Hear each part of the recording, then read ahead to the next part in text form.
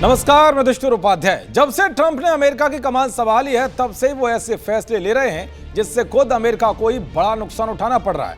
अब ट्रंप के एक फैसले ने अमेरिका में तबाही ला दी है।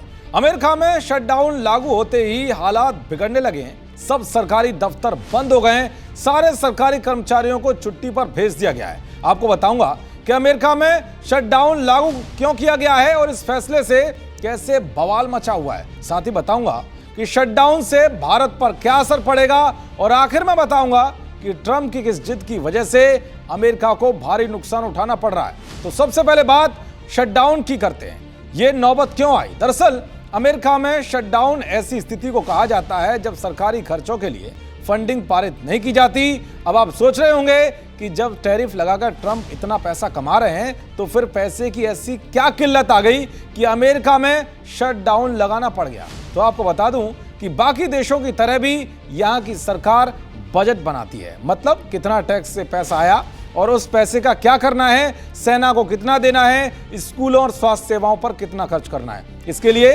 हर साल बजट बनता है। सरकार बजट बनाती है और संसद को उस पर वोटिंग करनी होती है। मतलब संसद बजट पास करती है तब जाकर पैसा बांटा जाता है। लेकिन यहां गौर करने वाली बात यह है कि जब तक सांसद सरकार के बनाए बजट से राजी नहीं होते तब तक सरकार बंद हो जाती है। यानी कि जब तक सांसद राजी नहीं होते तब तक काम आगे नहीं हो सकता। अब सवाल यह है कि यह बजट पास होने से कैसे रुक गया, आपको यह भी बता दूं। लेकिन पहले यह जान लीजिए कि शटडाउन लागू होने से क्या क्या होता है। दरअसल शटडाउन लागू होते ही गैर आवश्यक सेवाओं से जुड़े सरकारी कर्मचारियों को छुट्टी पर भेज दिया जाता है और उन्हें तनख्वाह भी नहीं दी जाती। यानी कि इस वक्त अमेरिका में करीब 12 लाख सरकारी कर्मचारियों की सैलरी रोक दी गई है। आवश्यक सेवाओं से जुड़े 6 लाख कर्मचारी अपनी सेवाएं देना जारी रखते हैं, लेकिन उनकी भी सैलरी रोकी जाती है। अगर शटडाउन 15 दिन से ज्यादा चलता है तो अमेरिकी फौज के सैनिकों की भी सैलरी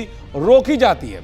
इसी वजह से आशंका जताई जा रही है कि 13 लाख अमेरिकी फौजियों की भी सैलरी रोकी जा सकती है। शटडाउन लगाने से पहले ही ट्रंप ने कह दिया था कि शटडाउन से फायदा होगा और डेमोक्रेट पार्टी की योजनाओं से अमेरिका को मुक्ति मिलेगी। यानी कि ट्रंप खुद चाहते थे कि यह शटडाउन लागू हो, लेकिन राजनीतिक प्रतिद्वंदियों को निशाने पर लेने के लिए ट्रंप ने लाखों सरकारी कर्मचारियों को मुश्किल में डाल दिया। दरअसल सितंबर के महीने में फेडरल फंडिंग यानी कि संघीय खर्च से जुड़ा विधेयक अमेरिकी संसद में रखा गया था। विधेयक पास होने के लिए 60 वोटों की जरूरत थी, लेकिन ट्रंप के पास सिर्फ 53 वोट थे। यानी कि ट्रंप को डेमोक्रेट्स का भी समर्थन चाहिए था। डेमोक्रेट्स चाहते थे कि स्वास्थ्य सेवाओं में सब्सिडी जारी रखे, जबकि ट्रंप इसके खिलाफ थे।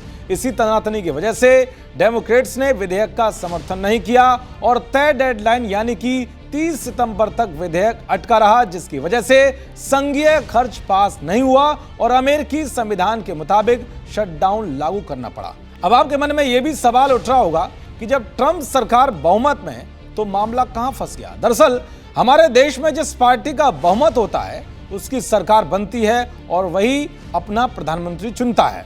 लेकिन अमेरिका में ऐसा नहीं है। संसद का चुनाव अलग होता है और राष्ट्रपति का चुनाव अलग होता है। तो कई बार संसद में बहुमत एक पार्टी का होता है और राष्ट्रपति दूसरी पार्टी का होता है। तो जैसे हमारे यहाँ संसद के 2 सदन हैं, लोकसभा और राज्यसभा, वैसे ही वहां भी संसद के 2 सदन हैं। लेकिन हमारी राज्यसभा और उनकी सीनेट का हिसाब अलग है। हाउस में वहां 435 सीटें होती हैं, तो वहां रिपब्लिकन पार्टी का बहुमत बहुत ही थोड़ा सा, यानी कि 220 मेंबर है उसके पास और 215 विपक्षी डेमोक्रेटिक पार्टी के हैं। इसके हिसाब से यहां ट्रंप सरकार का बजट पास हो गया, लेकिन सीनेट में अटक गया। सीनेट में जो बहुमत है रिपब्लिकन पार्टी के पास वो है 100 में से 53 सीट का। मतलब 47 विपक्ष के हैं सीनेट में और 53 ट्रंप की पार्टी के हैं। अब आप सोच रहे होंगे कि फिर तो यह बजट यहां भी पास हो सकता था, लेकिन नहीं, क्योंकि सीनेट में एक और नियम बनाया हुआ है कि सीनेट में जो भी अहम बिल है, जैसे कि ये बजट वाला बिल, ये 100 में से 51 के बहुमत से पास नहीं होते। वहां बिल को पास करने के लिए 60 वोट चाहिए होते हैं और ट्रंप की पार्टी के पास हैं 53 सीटें। यानी कि ट्रंप को 7 और वोट विपक्षी सांसदों के चाहिए थे, तभी बजट पास हो सकता था। लेकिन विपक्षी पार्टी की मांग की वजह से यह बिल फंस गया। चलिए अब बात करते हैं शटडाउन लागू होने से भारत पर क्या असर पड़ेगा। तो कुछ अनुमानों के मुताबिक कस्टम कर्मचारियों को छुट्टी पर भेजे जाने से अमेरिका को होने वाले भारतीय निर्यात में 1% की गिरावट हो सकती है। गैर आवश्यक सेवाओं से जुड़े भारतीयों से आने वाले पैसे में भी 5 से 10% की गिरावट आ सकती है। अगर शटडाउन की वजह से अमेरिका में मंदी आने की आशंका बढ़ी तो भारतीय स्टॉक बाजार में 2 से 3% तक की गिरावट देखी जा सकती है। हालांकि 2018 में जब 34 दिन तक शटडाउन चला था तो उसका असर भारत पर ज्यादा नहीं पड़ा था। अब देखना यह होगा कि शटडाउन कब और कैसे खत्म होता है। देखते रहिए जी न्यूज़। नमस्कार।